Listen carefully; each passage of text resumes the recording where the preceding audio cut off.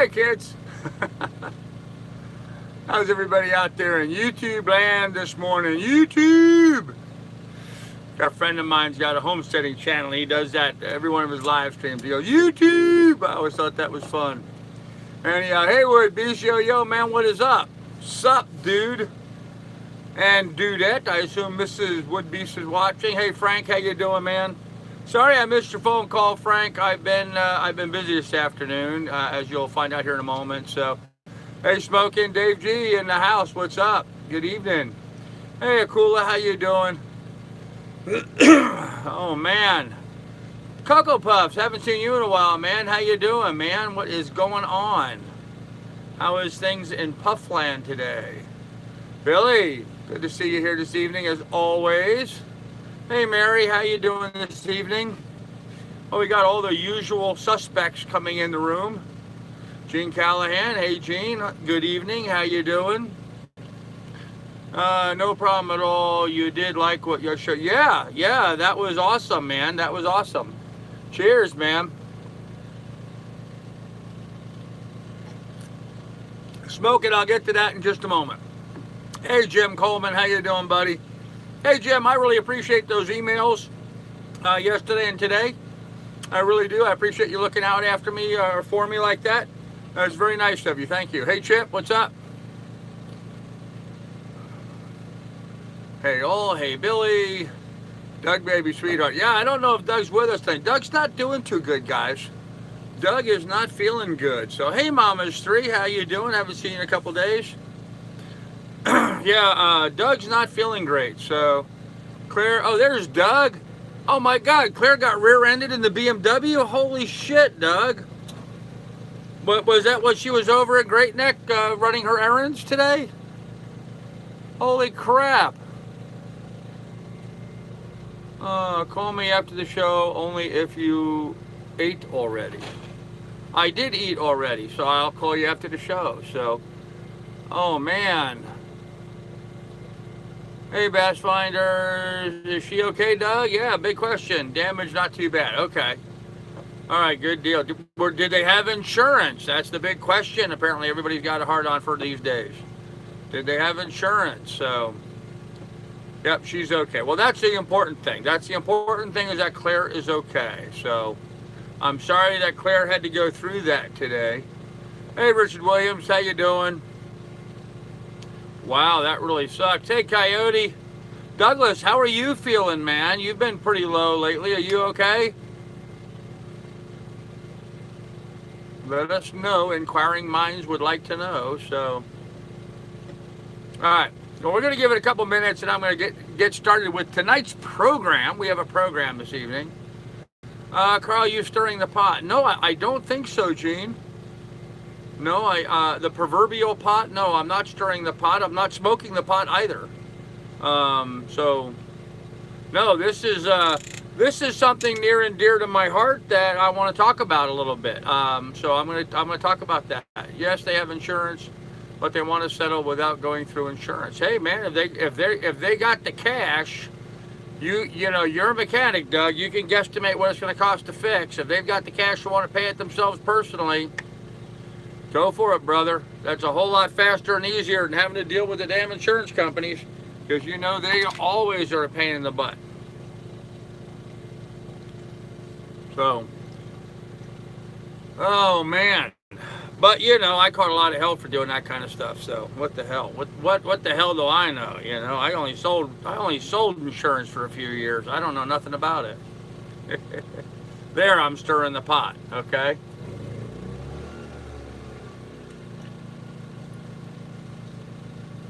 Hey Elazar, what's up, man? Doug, make sure she goes to a doctor. Make sure she goes to a chiropractor. Make sure she goes to a chiropractor. If she got hit from behind, she could have whiplash. So, I know Doug thinks his wife is a dizzy blonde, but she's not. She's a very smart, intelligent woman. So, getting Doug in trouble. Someone got hit by a car. Yeah, Doug's wife got rear-ended today, Elazar. She got her BMW got rear-ended. Hey, Slipstream. Oh, I got to switch over to live chat. I missed somebody, didn't I? Slipstream slipped right on by. I didn't see him. I work as an investigator for a bunch of ambulance chasers. Keep stirring there, Carl. You know exactly what you're talking about. Well, thanks, Biker. Yeah. Anytime those insurance companies can weasel out of a deal, they certainly will do that.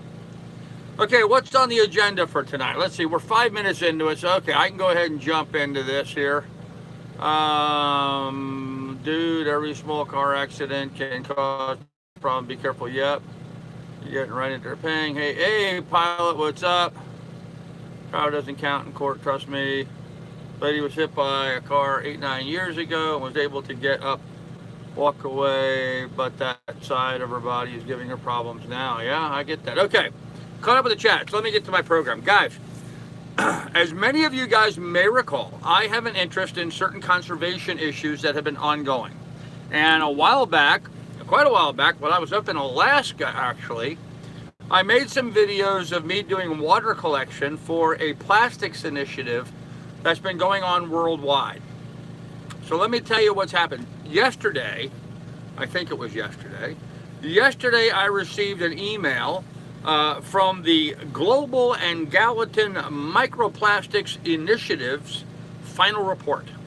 We finally got the final report for the plastics initiative that went on. And so what I've done, they actually put together a little video about how they go about doing stuff. I am trying to get permission to use that video in my videos so I can share that with you. But right now, I'd like to give you guys just a little bit of some of the broad strokes of what happened as a result of that plastics initiative that I was involved in. First of all, this is a group out of Bozeman, Montana called Adventure Scientists.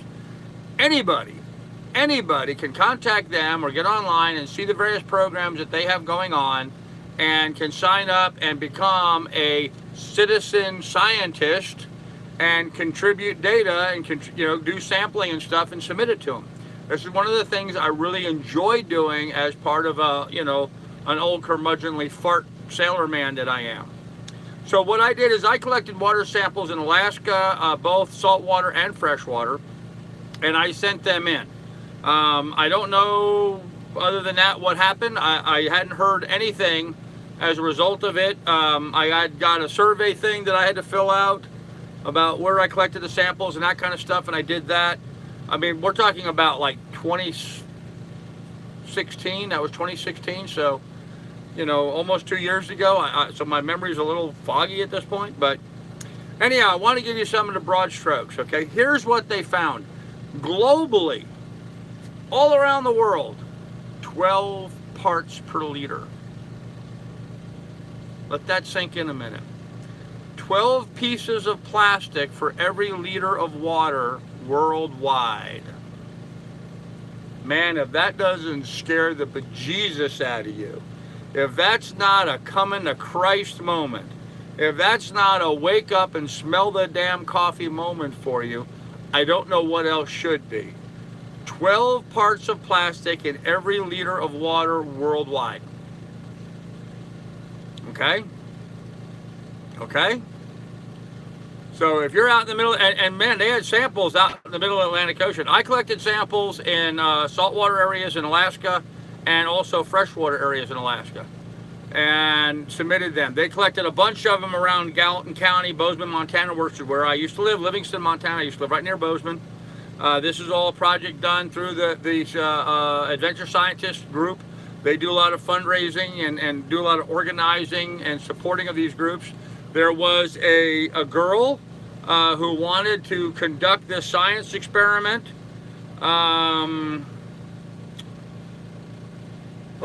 I just had it at the top of my head a moment ago, and now I'm blocking her name. Anyhow, she wanted to do the science experiment. These guys helped coordinate all the volunteers and get everything organized. So let me give you some of the broad strokes, okay? This took place from 2013 to 2017, so over 4 years. It was done in conjunction with Ocean Analytics, who helped do the plastic, breaking down the plastic stuff, along with the scientists. 89% of the samples, 89% of the saltwater samples contained plastic. 89%. 51% of the freshwater samples contained plastic. And some of those freshwater samples were taken like at glacier melts and in pristine rivers in Alaska. Still, they were there, okay? 1,058 volunteers, I was one of them. Collected 2,677 water samples. I submitted 2 of them over 4 years. Um, then, of course, they did a lot around Bozeman. I'm just going to skip around to the saltwater stuff because that's the kind of stuff that I was involved with. Microplastics are one type of plastic giving rise to global plastic pollution. Megaplastics are plastics containing less than 5 millimeter in size, 5 millimeter in size, and can take many forms, including uneven fragments, long, narrow fibers, pellets, and rounded granulars. Without a doubt, the biggest quantity of microplastics found were from clothing, from microfleece, from fleece clothing. Produce more of the microplastic. Every time you have a fleece coat or microfiber coat or microfiber jacket or clothing or what have you, every time that goes through the washer and dryer, those microplastic pieces flush out and end up in the water system. So try to buy clothes that are natural fibers, cotton, wool. Stay away from the plastics. Okay, this was done in partnership with Abigail Barrows, College of Atlantic and Ocean Analytics. She's the one who was helping conduct the study. The adventure scientist worked in close partnership with the principal investigator, Abigail Barrows, representing the Marine and Environmental Research Institute and College of the Atlantic on the global microplastics study. Okay. And there's a whole bunch of other details in here. There's a bunch of maps and showing where different samples were taken from. Let me give you an example here. I don't know how well I can show this, but here's a map. You can see where all the samples were taken from worldwide. What's really cool about this, guys, and one of the reasons why I wanted to bring it up in tonight's live stream, is that as a sailing, cruising person, as somebody who's in a sailboat traveling around the world, we have the opportunity, and I think then therefore the responsibility, to participate with these sorts of studies, because we're traveling across oceans where we can collect samples that they normally would not be able to collect. And so I think if since we have the ability, we also have the responsibility to be able to do that. So anyhow, the story goes on and on and on about a whole bunch of different things, managing the volunteers and how many volunteers were involved and how we went about collecting the water and the water collection protocols that were set up. There was a number of articles written as a result of the study. So there's been a lot of good stuff that's coming from that. And right now there's a lot of groups and organizations that are using that data, including the Environmental Protection Agency. So, this was not in any small means like, some little rinky-dink thing. Major universities, the Environmental Protection Agency are looking at this data that was collected. This is the single largest microplastic study done worldwide to date. And as a little old adventure scientist, I was able to participate with that. And I think that is just super cool. I really think that is just super cool. And frankly, it's things like this that make me be able to deal with all of the idiots out there in YouTube land, because I know that I did my part. I helped out. I contributed to this. So anyhow, let me go ahead and put this away. I just wanted to show you guys, or give you guys a little bit more detail about it. I'm trying to get permission to be able to use the video that they have. It does a much more professional job of explaining what went on and giving you some good visuals and stuff that happened as a result of it. And I am going to work on getting that so I can include it in the video. But I wanted to share that stuff with you guys because I just got the email and I was kind of jazzed about it, I was kind of jazzed about it. I'm so thrilled that I was able to contribute in some small way into, something that has had such a large impact. And of course, the scary thing is 12 parts per liter. We're not talking about 12 parts per million. We're talking about 12 parts per liter in your beer. Every time you pop liter of beer. Just think about a liter of beer you're about to drink. Everyone wants. Okay.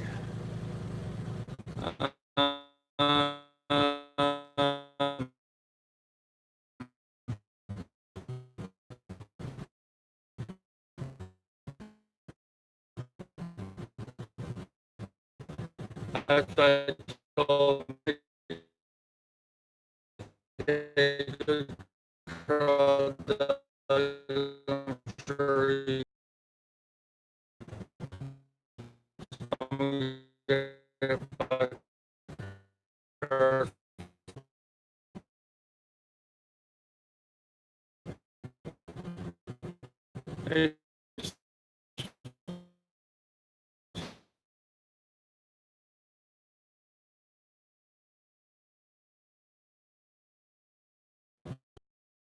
well, good selling floor. I'm glad you're here.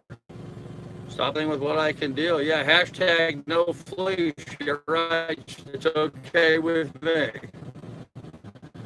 My cloth made from hemp. Yeah, after you're done, Doug, how many parts is, I don't know, a liter. Plastic. They're all good. Elantra and Chinontra are the worst culprits of plastic. Oh, yeah, true. But we're not too great ourselves here in America. The fiberglass coats as plastic. Yes, they absolutely do, would be. That's why I'm trying to recycle this one. Can we just have one referrals, please? Jan, you're the one who brought it up, JD, not me. I alluded to earlier. I'm trying to get one.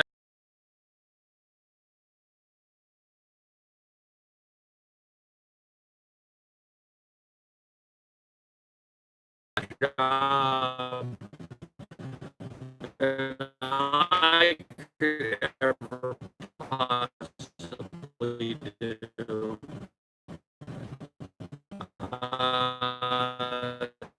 So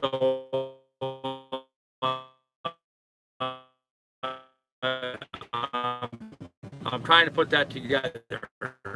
12 pieces of plastic, 12 pieces of plastic in every liter on average. Now, on plastic,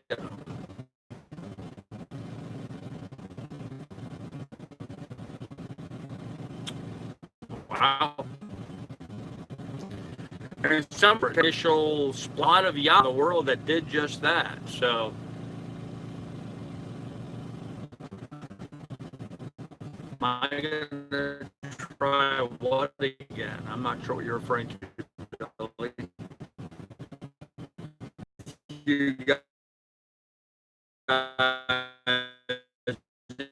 it's kind of an important thing to me, and I really enjoy. On other news today,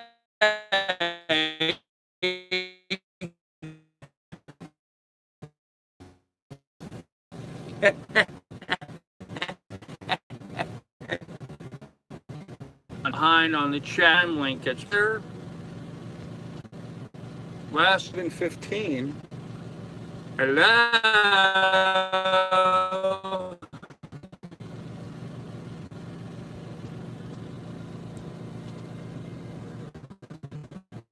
Connected.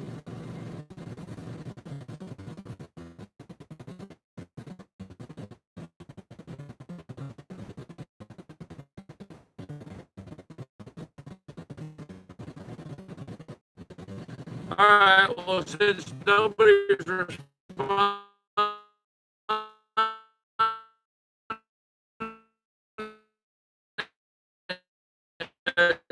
still shows 53 people connected.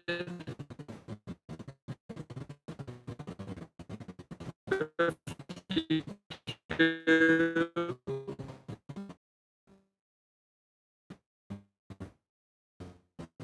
really know what time. And so